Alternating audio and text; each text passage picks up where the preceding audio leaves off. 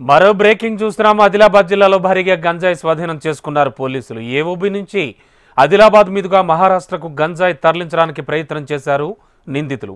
ఈ సమాచారం అందుకున్న పోలీసులు రాష్ట్ర సరిహద్దు చెక్పోస్ట్ వద్ద కంటైనర్ను చేసి మరీ పట్టుకున్నారు.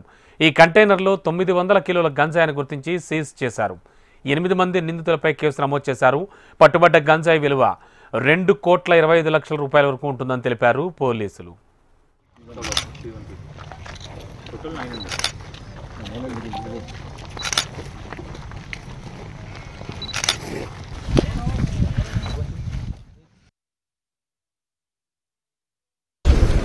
ఒక కంటైనర్ పట్టడం జరిగింది.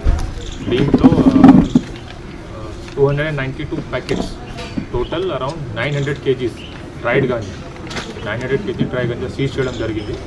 ఒక లారీ కంటైనర్ కూడా సీజ్ చేయడం జరిగింది. సో దాదాపు ఈ గంజాయి cost 2,25 lakhs, market value 2,25 lakhs but 900 kg ganja seize చేయడం జరిగింది.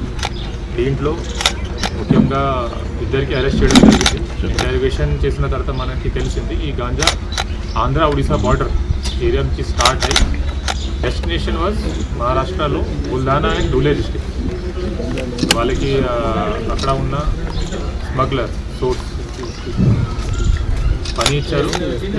ఆంధ్ర ఒడిశా బార్డర్ నుంచి via Telangana towards Maharashtra, half consignment బుల్ధానాలో, హాఫ్ కన్సైన్మెంట్ ధూలే డిస్ట్రిక్ట్. అది డెలివర్ చేయడానికి వాళ్ళకి పని ఇవ్వడం జరిగింది.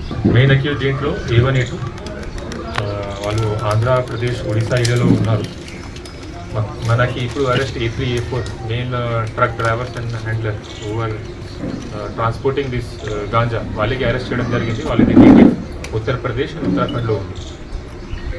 Lorry container is also Uttarakhand UK number. అది కాకుండా టోటల్ 8 మంది మీద కేసు రిజిస్టర్ చేయడం జరిగింది. అండ్ మిగతా 6గురికి అరెస్ట్ చేయడానికి టీమ్ ఫార్మేషన్ కూడా జరిగింది. వాళ్ళు కూడా సూనర్ విల్ అరెస్ట్ దెమ్.